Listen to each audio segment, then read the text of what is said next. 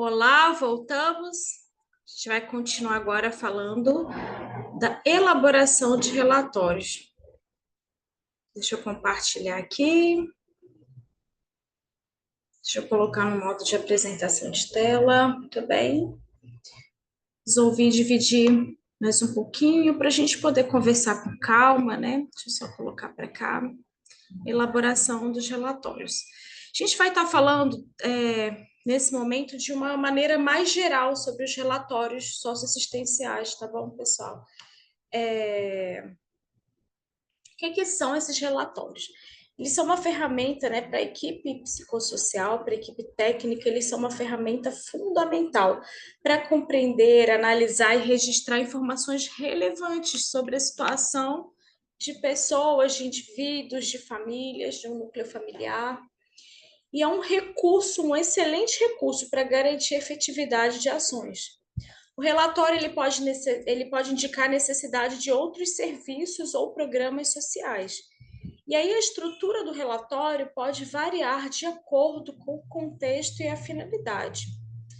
Aqui na nossa gerência de acolhimento, a gente elabora relatório para várias situações. As unidades, em especial de execução indireta, por exemplo, vai solicitar um benefício, eles encaminham para a GECAF, né, o relatório, seja de um benefício eventual, vulnerabilidade, de um prato cheio, de excepcional. Na verdade, a depender do contexto e a finalidade, muda. E as de execução direta também. Precisa fazer um relatório para política habitacional, precisa enviar um relatório também. É algo muito recorrente, muito utilizado por nós da equipe técnica. Deixa eu passar aqui, às vezes ele dá uma travadinha. E aí, na prática do acolhimento, né? Eu coloquei algumas situações aqui. Finalidade dos relatórios na prática do acolhimento. Subsidiar avaliações técnicas para a concessão de benefícios eventuais e outros benefícios, como o prato cheio, falei para vocês já, para contra-referência a outros equipamentos. Por exemplo, vai ser desligado do acolhimento, mas precisa ainda do suporte da média complexidade. A gente vai fazer a contra-referência para a média complexidade. Para indicar necessidade de concessão do benefício excepcional, a gente também, né, é uma das situações onde a gente elabora um relatório. Para solicitar inclusão, participação ou acesso a outras políticas públicas, como, por exemplo, eu já tinha dado como exemplo habitacional, deixa eu subir aqui. Fornecer respostas a outros órgãos e equipamentos, para contextualizar a situação, identificar os sujeitos envolvidos, para compreender as necessidades e desafios enfrentados por uma pessoa, por sua família, e para orientar intervenções e decisões. Muito da nossa prática, elaboração de relatório, é importante, né? Muito importante para a gente.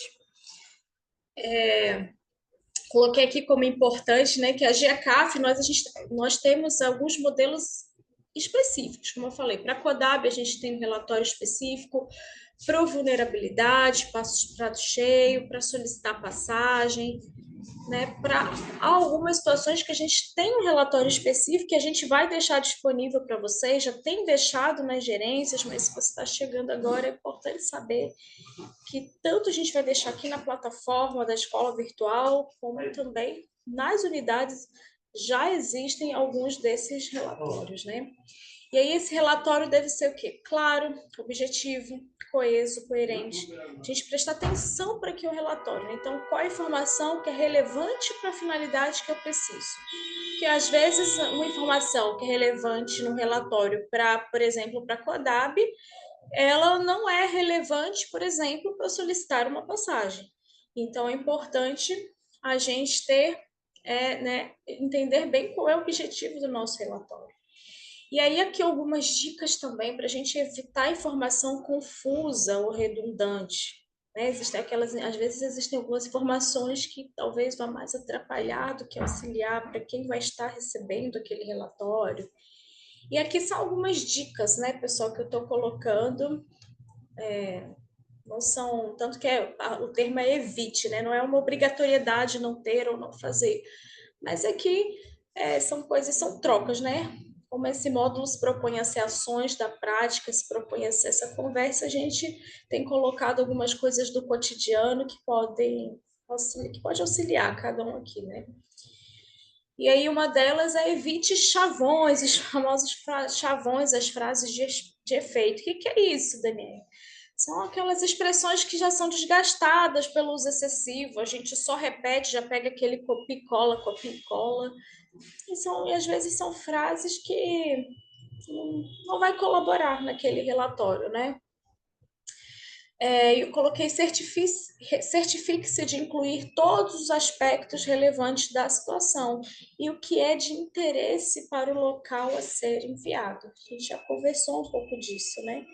O que é importante para aquele local que saiba a respeito desta pessoa ou deste núcleo familiar naquilo que eu vou enviar. E aí, da onde eu retiro as informações? Ora, em tudo que você observou, coletou e registrou. Só o que eu registrei? Não necessariamente. Como nós já tivemos a aula do Prontuário SAS, todas as unidades de assistência social estão registrando. E aí, o que você observou, o que foi registrado, tanto no seu atendimento, quanto nos seus registros pessoais, mas aquilo também que já foi registrado por outros colegas da assistência social, por exemplo, podem ser, né, informações que você pode se basear para o relatório. Quer um exemplo? Vou fazer um relatório para a CODAB. Eu vou dizer, olha, ele é atendido há 7 anos na política de assistência social. Se você trabalha 3 meses na unidade de acolhimento, você não sabe o que aconteceu nos 7 anos. Mas aonde você pode ter essa informação? No SAIS. Né?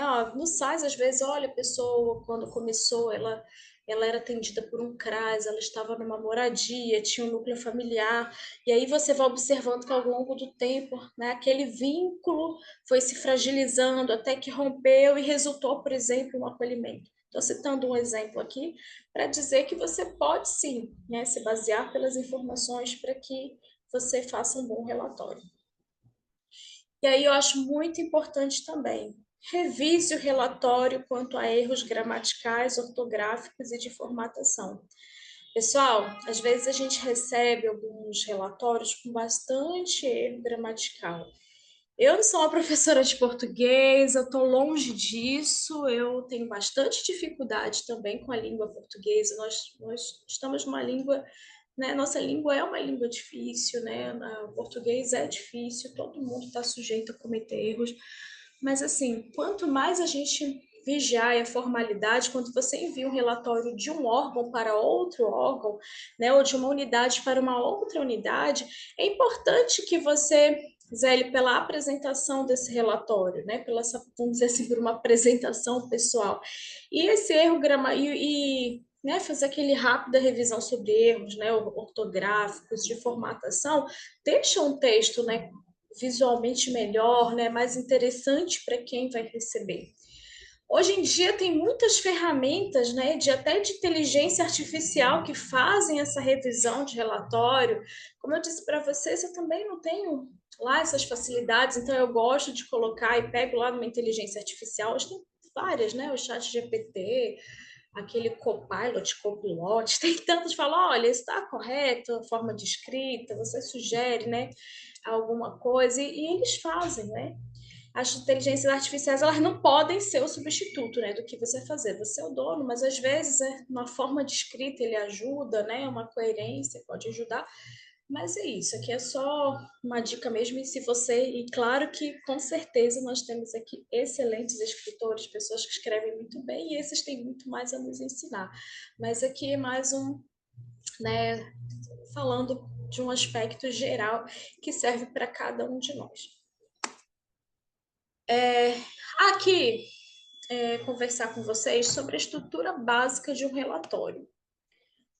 Como eu já falei, alguns relatórios possuem uma formatação específica, até porque foi já realizada com algumas, né, em articulação com a rede.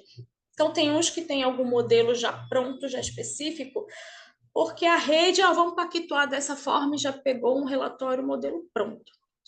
Porém, há várias situações onde a gente não tem um modelo pronto, algum fluxo pré-determinado e definido, e para essas situações a gente precisa fazer um bom relatório. Então, eu quis colocar aqui com vocês só uma estrutura básica de um relatório socioassistencial. O que que precisa ter um relatório? Aqui é só uma estrutura básica, tá? Que costuma ter um relatório, e aí, né, ó, vou fazer um relatório. O que que tem que ter? O cabeçalho, né? O logotipo, a identificação da instituição, tá lá o nome de uma unidade de acolhimento, se tem um logotipo, coloca. E aí, os dados da identificação do interessado do relatório, né? Por exemplo, qual o nome completo, né, da pessoa, dados que sejam importantes, né, para o local que vai enviar para a pessoa, alguns dados que servem para identificar o usuário, por exemplo, o RG, o CPF, em algumas situações o próprio NIS, a data de nascimento a data de nascimento da pessoa, o endereço e contato geral de referência da unidade de acolhimento, ou se a pessoa já tiver saiu do acolhimento, foi para uma moradia, importante endereço, né? É importante também constar uma breve introdução, histórico e contexto, para que a pessoa que está recebendo possa localizar aquela pessoa, né, a situação. E aí, se for aplicável, a gente pode descrever que são dados, claro que pode variar de um lugar para o outro, mas em geral é de bom tom colocar, descrever a composição familiar da pessoa, a situação do requerente, do beneficiário, e sobre a necessidade do motivo que gerou o relatório. E aí você vai colocar depois o item 4, que seria a análise da sua situação, né? Você já colocou lá a família, já descreveu a situação, já disse por que que você quer, né, fazer o relatório.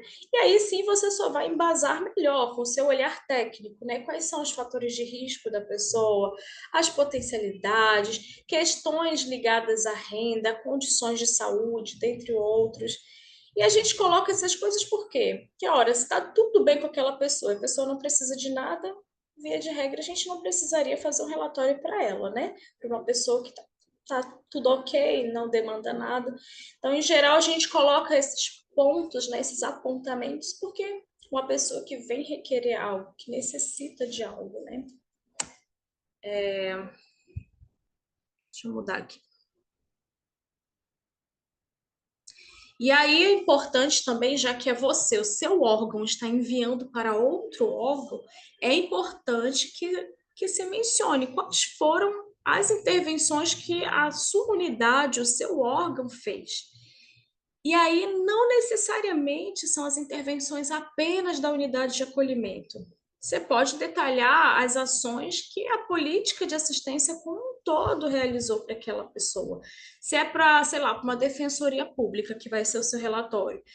A gente pode mencionar, olha, enquanto assistência social, nós fizemos a concessão de 3 parcelas de benefícios eventuais, fizemos, né, a gente realizou acompanhamento a esta pessoa durante não sei quanto tempo, dentro do acompanhamento realizado, né, ele pôde, né, alcançou os seguintes, né, avanços, tais. A gente pode colocar assim, né? E quais foram os procedimentos adotados para essa coleta de informação, né?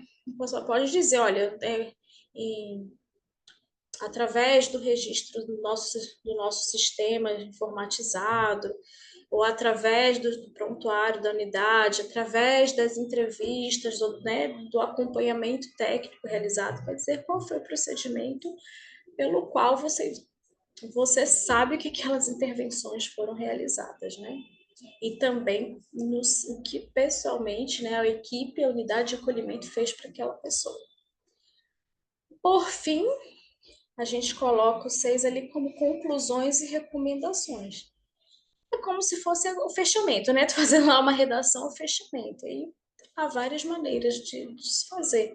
Mas, em geral, você pode recapitular os principais pontos do relatório, fazer uma avaliação geral disso tudo, e a partir disso você faz o seu fechamento com a solicitação ou parecer ou com a finalidade que você quer. Exemplo, né? A pessoa está saindo do acolhimento e conseguiu aluguel, né? Ela conseguiu, entrou para o mercado de trabalho, conseguiu um emprego, tá tudo bem, ela foi, porém, como é algo tudo muito recente, você acredita que ainda seja necessário, embora essa pessoa esteja bem, que é necessário um acompanhamento da média complexidade ou mesmo da básica, às vezes está tão bem da base. Você vai fazer um relatório falando tudo isso e no final fala, olha, né, acabou de sair de uma situação de acolhimento, obteve avanços, porém ainda é necessário de um olhar, né, da assistência social visando fortalecimento, né, da segurança de renda, da segurança de sobrevivência, e aí você encaminha com a finalidade para o relatório. Seja ele qual for, né? Encaminhou para a defensoria, por que encaminhou? E você faz com base no parecer o porquê que a pessoa precisa daquilo pelo qual você está encaminhando e está fazendo o relatório. E por fim, é importante que esse relatório seja assinado, fala carimbado aqui hoje, né? É tudo hoje feito de forma digital. Há a possibilidade da assinatura virtual também, né? Seja a assinatura física ou a assinatura virtual, que hoje também é muito utilizada, sem problemas nenhum, tá bom, pessoal? Mas é importante a gente identificar quem é o profissional que descreveu o relatório. Tudo bem? E aí, isso aqui já é outro tópico, né? Falamos então dos relatórios, da elaboração de relatório.